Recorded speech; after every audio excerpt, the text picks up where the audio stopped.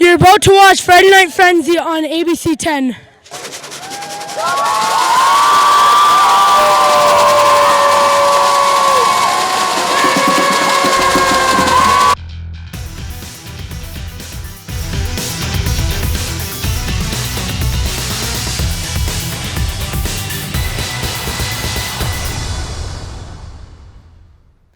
Hey everyone, John Michael Hoefling, Tyree Smith here for Friday Night Frenzy. That was the entire Westwood student section kicking things off for this final regular season edition. That kid Tristan though, he's not even a student at Westwood High School. Oh. He's not even in high school, yet somehow he's one of Westwood's biggest fans. A young player for a club team in Marquette. Watch out everyone, he's going to be real good when he gets to high school. Excited kid. Yep, Tyree, final week of the regular season. We've seen it all, we've made it through. A bunch of games had a lot of playoff implications, but I think there was one game that everyone had on their mind when it comes to playoff implications. So, and which game was that? I think it was the Miners and Patriots, something around there. Nagani at Westwood. You guys voted and determined that that was our game to watch. And boy, was it a game to watch. Let's get into it. This one was a huge matchup, our featured game of the week. Nagani on the road against Westwood in a battle that would determine home field advantage in the playoffs. Now, there were some other factors like how Menominee did, but the only thing these teams could control was how they fared in this game.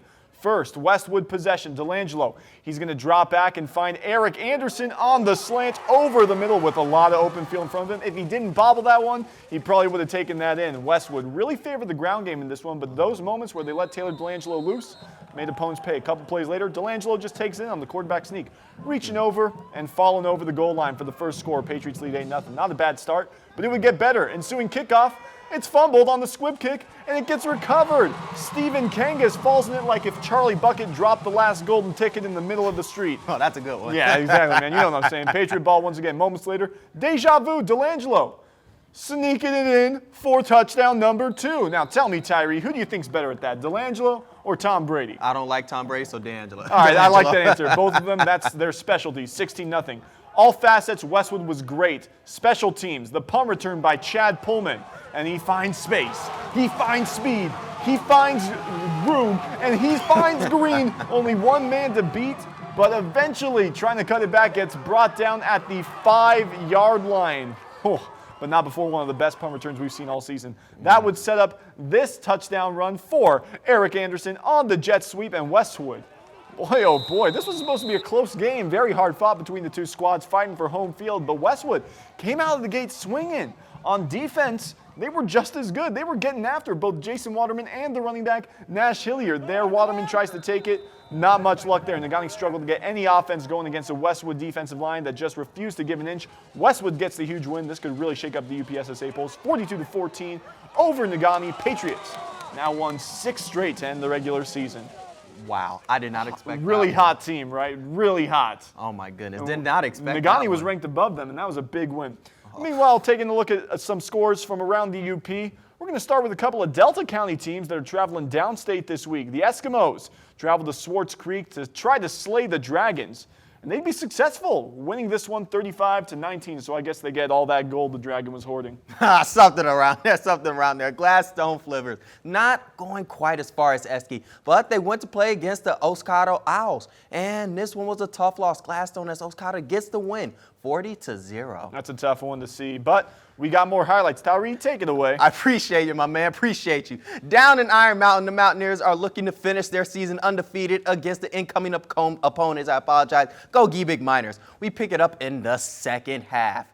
Iron Mountain QB Marcus Johnson is going to go ahead and get the snap, hands it off to Dante Basson, who is going to run around the right side and make one guy miss before being taken down. Solid run. Very solid. I like it. Big game. Exactly. Right later in the drive, Johnson is going to go ahead, gets the snap, pitches to Basson, who's going to run a hard run on the left side, but he's taken down around the 40. They just keep on marching. But this time, Johnson hands it off to Gio Basson, who's going to be taken down in the backfield. What a play by the Miners on that one. Had nowhere to go. Same drive. It's time for a rough handoff. Dante, who makes it around the right side, but is trying to get a couple of guys miss the ball, knocks it out of his hands.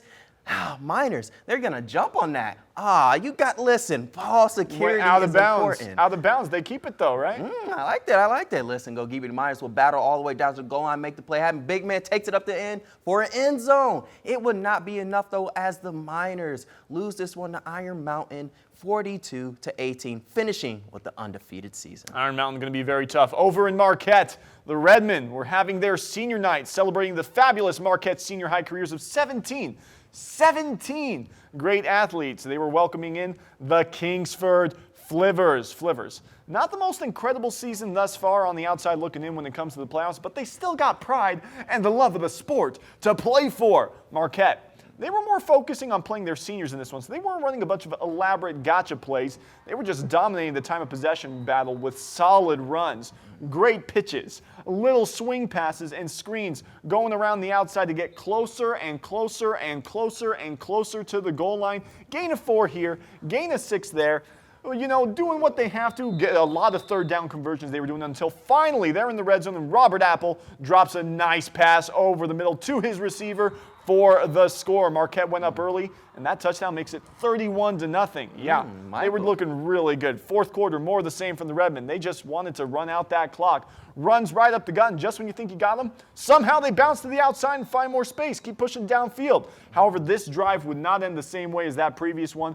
A fumble on this quarterback draw from Colin Hicks ends up giving the Flivers the ball once again. Kingsford, they would score eventually, but it wasn't nearly enough as Marquette wins this one 31-7. That was a battle, though. That was a battle. Yeah. Listen, quarterbacks, they're just letting everybody have fun, right? Hey, quarterback game, man. They say it's not a passing peninsula. That's changing this year, man. There are a lot of good QBs out there. I agree. Now back to the scoreboards. It's time. Going up to Copper County, the Hancock Bulldogs hosted rivals across the river, Houghton Gremlins, in the annual Copper Bowl, and they would defend their turf 28-6 and keep their playoff hopes alive. Yeah, that was a very good win. They needed that one. And the Purple Hornets Alliance also crossing the Lift Bridge to play the Copper Kings in Calumet, who would win this one 50-28. So they end their season at 8-1 with their only loss coming to undefeated Iron Mountain. And guess what? That was just a 1-point loss. If they make that 2-point conversion that they had, they would have won that game. So not much you can do there. It was very competitive. No, Calumet has been a good team this season. But we're going to move on to some more highlights, shall we? Yeah, sounds good. Down in Norway, the Knights hosting the West Iron County Wycons, who are trying to secure home field advantage in the playoffs. That's what it was coming down to this week. Home field advantage. That's Norway what matters. With the ball. QB Nathan Polch gets the snap and hands it off to Ethan Sabata, who's going to pick it up some big yards before he get a big hit. Taking down maybe even a little extra at the end of that one. That drive will be stopped short. Wycons get the ball back. QB Trey Boyek hands it off to Noah Lewis around the left side, and he's going to dive at the end, pick up extra yards. Great effort. Later in the drive, Boyek hands it off to Guards Larson, who is going to take it up the middle. Just when you think he stopped, he keeps going. Finally pulled down inside the 5-yard. Determination is key, my friend, is key. Next play, they're going to hand it off. Once again to Larson, who's going to dive into the end zone around the left side. And that's how the night will go, with the Wycons going on to win this one, 33-14. Final game of the season as Gwen hosts the Munising Mustangs. First quarter, Gwen on the goal line. Senior QB Caleb Anderson receives the snap, rolls to his right. And I'm sorry, I got hit by the refs, guys. But Anderson, he's going to take it in for the first score of the game. That was a nice one by QB Caleb Anderson. Mustangs with the ball now. Josh Hootery, and he is going to look down the field, but he's going to do what he's been doing all season, using his feet, and he's just going to flip one to Ethan Losky, and he's going to for a pickup of 20 yards. I got faked out. I'm sorry, guys. Please forgive me for that, all right? With all that movement, I don't blame you, man. See, exactly. Going on offense, Anderson is going to find Taquan Starnes, who's going up the seam, breaks the defender, and he's eventually going to get tackled, but not for a big gain. That was a good one. A few plays later, Anderson, he's going to take it for himself. He was doing it all night, but he's going to get clobbered by that Mustangs defense. My goodness. Call the UP Health System. Make sure he's okay. But this was his show tonight. He's going to take it in for another score. Coach Dion Brown and the Model Tiners, they get their first and last win of this season against Munising.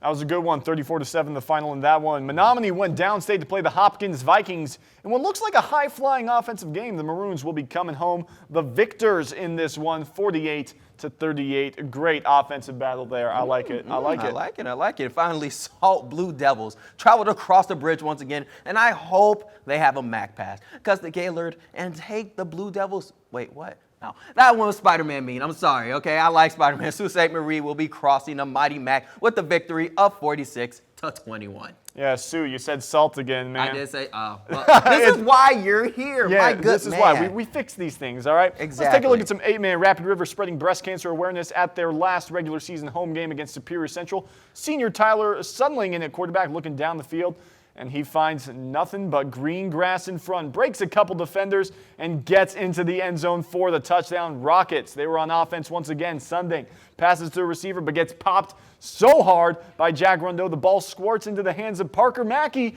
for the fumble recovery, but Rapid River, they get their revenge. Running back Azaria Hernandez gets the ball to the left side for another Rockets touchdown. Rockets are known for being fast, and they were proving that theory here. Exactly. Late second quarter, Cougars set up the screen for Clayton Collier, who's going to cross the field to get in for a tough 6 points. But Tyler Sundling for Rapid River, he was having a game tonight. Yes, he was. And he does what he do, throws across his body for Griffin Flath for the big touchdown. Wide open. Rapid River stole the show and the win against the Cougars, 58-14, the final. But that wasn't the only 8-man game going on. No, not it at all. wasn't. Kearney NATO at North Dickinson. The Wolves on the road, and there was a lot of offense in this one, but Kearney NATO would get the win on the road, 58-38. That was a good one, The Igadine Eagles traveled to Cedarville to meet the Pirates at the Gridiron, and they would win this one, 54-20 to end their season 8-1. Engadine, a team that a lot of people aren't looking at right now. Rudyard hosting the Newberry Indians tonight, a good matchup. They win 34-8. And Ontonagon traveled to the Crystal Falls to take on Forest Park, but it would be the Trojans taking them down 52-8. 52-8. Thank you. And then for the final score, Pickford beats Brimley 63-0. Their only loss coming to undefeated North Central.